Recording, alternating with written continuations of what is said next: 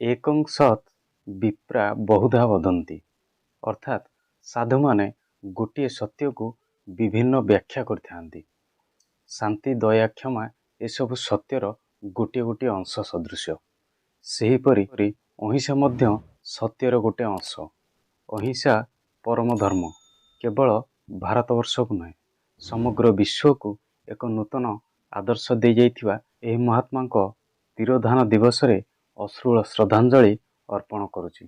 अत्याचार मुकाबिला करिया पई अहिंसात्मक प्रतिरोध आ सत्याग्रह को प्रमुख अस्त्र भाव में व्यवहार करुथिबा एही महात्मा आदर्श रे समग्र भारतवर्ष स्वाधीनता संभव होइछि।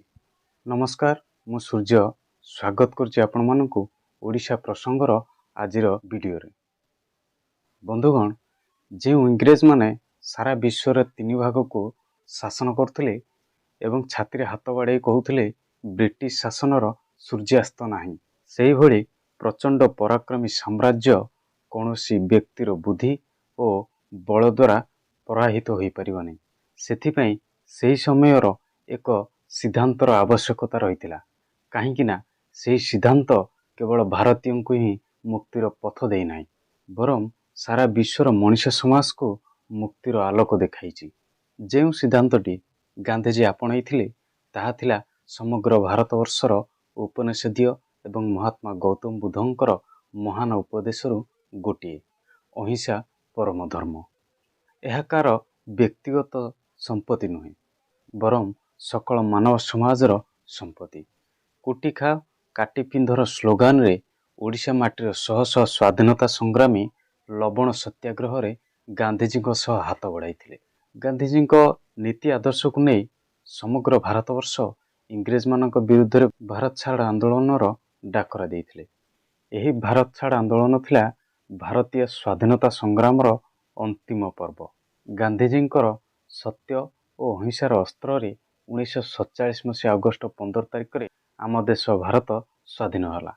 किंतु दुखर विषय, देश स्वाधीन होबार अल्प दिन परे 1948 मसीहा जनवरी 30 तारिख संध्यारे नाथुराम गोडसे नामक जड़े आततायीर गुड़ी रे से प्राण हराइथिले।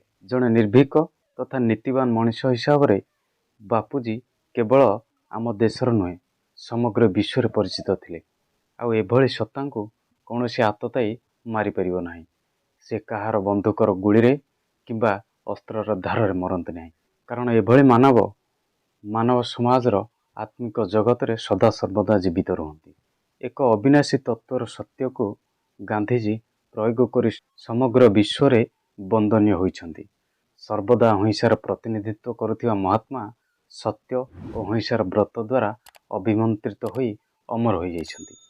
आज भी से सत्य और अहिंसार पूजारी भाव में समग्र विश्व परिचित। से सत्य और अहिंसार पूजारी भाव में आम समस्त हृदय रे जीवित अछंती एवं रहिबे मध्य। बंधुगण, मोर वीडियोटी केमिति लागिला कमेंट करी निश्चय जणेबे। आपण माने समय देई मते सुनिथिबारु आपण मानकु बहुत बहुत धन्यवाद।